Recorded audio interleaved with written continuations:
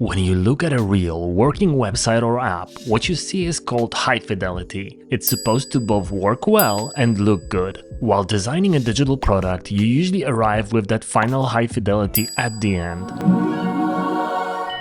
Low fidelity means not a lot of detail. In case of design, it means removing fancy fonts, colors, icons and images and creating a rough representation of the screen. Low-fi wireframe is used to present an initial idea without focusing on how things look. Some people would only talk about how they don't like a blue button instead of what the button does. The amount of information can be pretty low, all the way up to almost the final copy.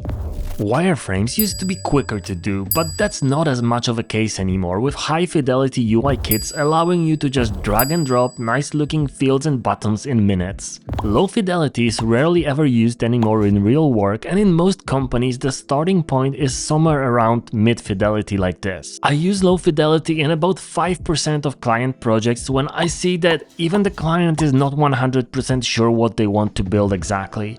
For very complex products and flows, this can help with figuring out what to even design. In most other cases, you'll rarely use low-fi wireframes anymore, but it's good to know the basics for complex projects. Do you get it now? Let me know in the comments, like the video, subscribe to the channel, and see you next time.